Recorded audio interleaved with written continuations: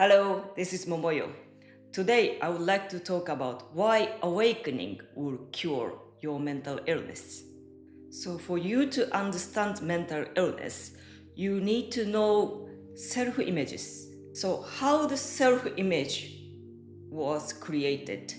Let's say when you are small, you get bullied in the school and all little kids were telling you that you should disappear, like you are so worthless.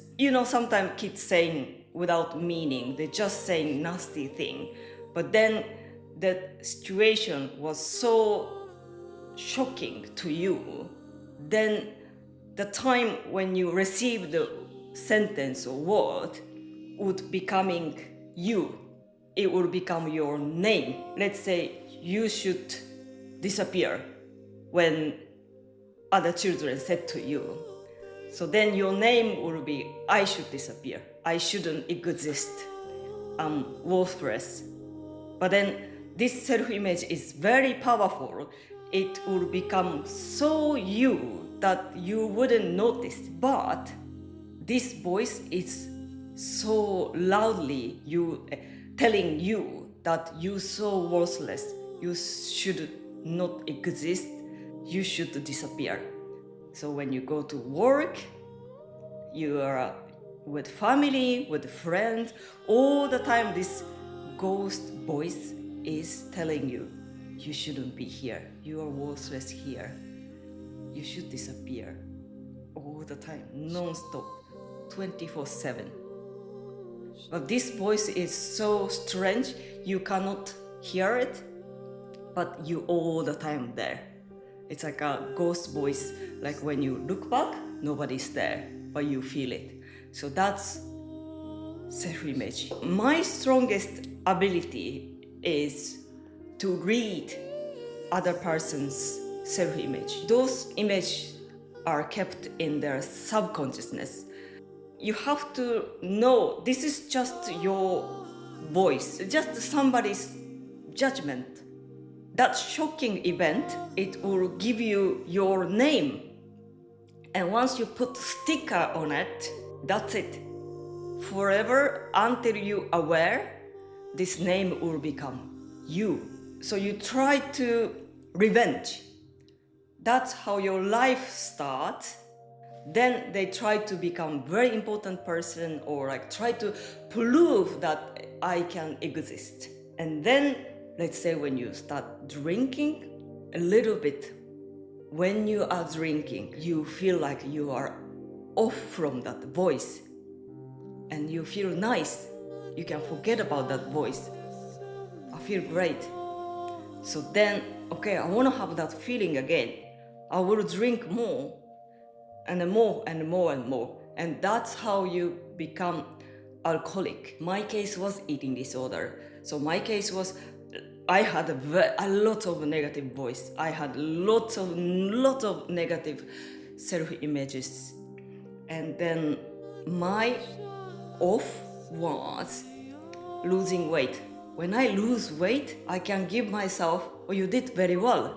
So only when I lose weight, I could hear good voice. Okay, so I addicted to hear the good voice. So I was keep losing the weight until I nearly died. So my body is telling, my consciousness telling, can you please stop, I'm dying. Part of subconsciousness, it couldn't let go because you hear all the time negative self-image. You need to wake up from your own voice. That's the only way you can be free from mental illness. Depression is also addicted, like only when you are low energy that you can't really do anything. I think only that time you can be off from your negative self-image. So you'll be addicted to be low mood energy. So first step is to be aware. If you don't know what is your negative voice, how could you be aware? There is some kind of like exercise to be positive yourself. Like I'm like in front of mirror every morning when you wake up, you said to yourself. Like, I'm so good, I can do this, that's kind of affirmation exercise. I do not believe that kind of exercise would work. It might work for people who not suffering mental illness. It might work, you might change a little bit. You can be maybe positive because the voice has power. So you can, but then from how I understood, people who suffer from any mental illness, their self-image is so negative and so strong, and so long time they kept it within themselves. So I don't think affirmation could really change. You have to work on a little bit more powerful than that. One solution is you might have to go to talking therapy or somebody who can really access to your subconsciousness and find exactly right self-image. This is very tricky. It can't be so. Like if the sentence is even a little bit different, and then it won't fit to you. So when you find your right self-image, you will know, that's me. And you are so shocked that you knew for a long time that you were believing yourself, that self-image is so you that it's hard to believe that's just self-image and that's not me. So let's say, for example, one of my self-image that used to be I had was I am not smart.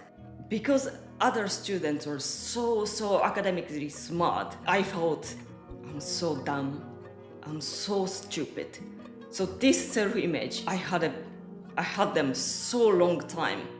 Anywhere I was existing, I was always thinking, everyone thinking I'm so stupid. Until I find out this self-image, I was thinking I'm truly not smart. My target to be academic, so I end up studying law.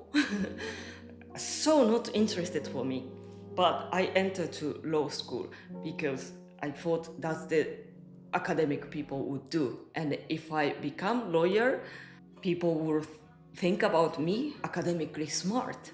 And I thought that's what I needed to do. But that's just my self-image was telling me that you are academically not smart. But without self-image, I don't care about law. I don't really care about academically smart. When I found out this is just a self-image, I was so shocked. This isn't me. And at the same time, I felt it's so free. So I am not stupid, like I'm start feeling naturally confident. Almost I felt like I was always loving myself. The only my self-image was doubting my existence. So when I woke up to my self-image, which is not myself, I felt love. Like I don't need to add anything. I don't need to succeed. I don't need to be popular. I have so much ability. So when I woke up, I realized who I am. And then I start appreciating my psychic ability as well. Believe me or not, I've been always feeling shame that I have psychic ability because this is not academically smart. I can read the other person. That's not academically smart. That's not good. So I was suppressing my psychic ability until I realized my self-image. Self-image is dominating your life. Self-image is controlling your life. So that means until you wake up to your self-image is not yourself, you are not living your life yet. Each spirit has character. Each spirit has different ability. So every single person has naturally something good at it, something not good at it. And the more you do something you're good at it, naturally good at it, and your happiness would stay there. But then if you keep trying something you are naturally not good at it, or naturally you don't like it, and you've been constantly hurting yourself, right? But then sometimes self-image will let you do something you are really not good at it. It's so funny when I do seminar or like working on a person. For me, reading somebody's self-image or somebody's mind or like inner child trauma, it's like almost breathing air, the most natural thing for me. I don't need to put so much effort. That's like a most relaxing time for me. Okay, because I wish I could read every single person's self-image, but I cannot do that. And if you are suffering from some kind of severe mental illness, then you need to go to some specialist. Try to find your self-image, and then once you find your self-image, tell to yourself, that's just self-image, that's not me. When did I started to keep this self-image? I'm sure there is some kind of dramatical event you could also find out with this self-image, why I start having this self-image, So I think it will help you to wake up from your self-image. Sometime when you find out self-image, you're still gonna try to believe, yeah, but this is me, If you can meditate, that would help you to wake up from your self-image. So even 10 minutes every day, or if you can't every day, once a week, twice a week, whatever. Your spirit never doubts you. Your spirit never judges you. Your spirit is pure love. That you don't need to do anything. Your existence is love. So whatever makes you feel something, I'm not good enough or I'm not 100%, that's always your self-image. And that's not you.